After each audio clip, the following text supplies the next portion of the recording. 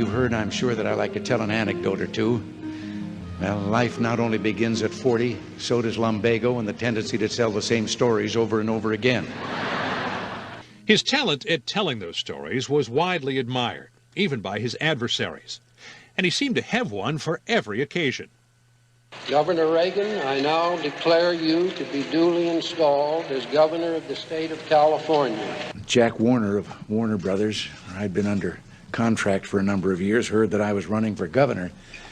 I understood that he said, no, Jimmy Stewart for governor, Ronald Reagan for best friend.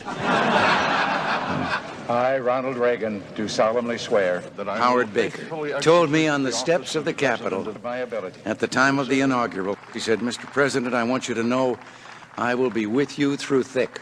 And I said, what about thin? He said, welcome to Washington. He was a master at the art of wit as weapon.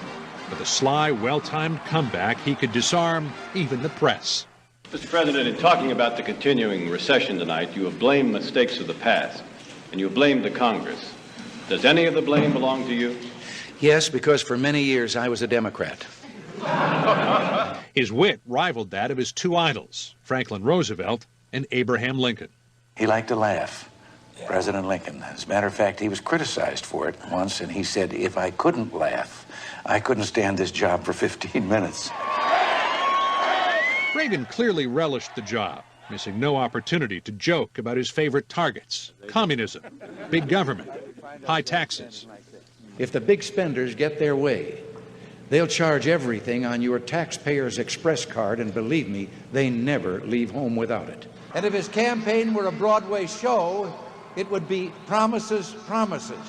He won friends and votes by turning his opponents' punches into punchlines. I will not make age an issue of this campaign. I am not going to exploit, for political purposes, my opponent's youth and inexperience.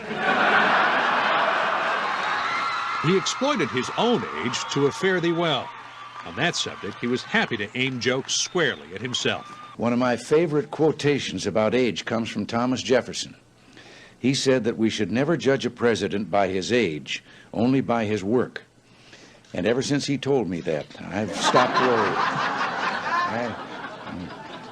Just show you how youthful I am, I intend to campaign in all 13 states. I've already lived about 20 years longer than my life expectancy at the time I was born.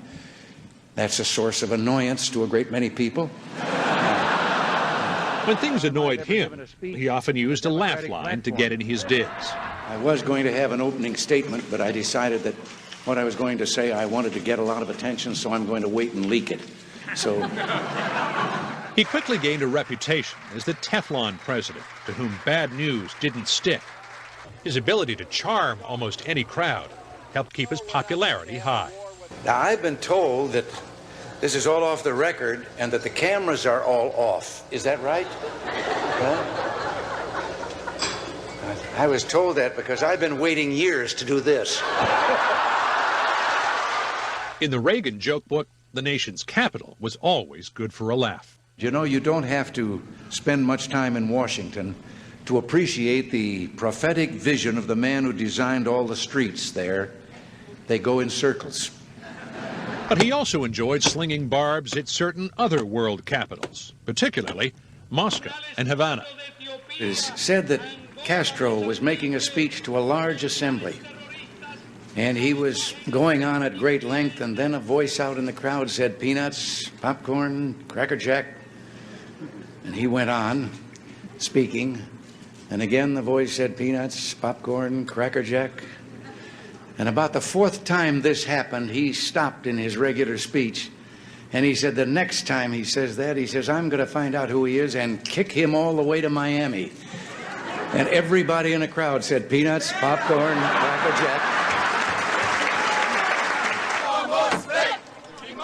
He would live to see the walls come down all across the world, a process no doubt hastened along by his relentless mockery of communism as something both barbaric and laughable.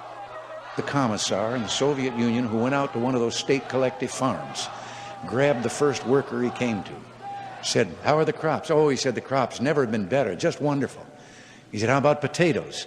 Oh, he said, Comrade Commissar, if we could put the potatoes in one pile, they would reach the foot of God.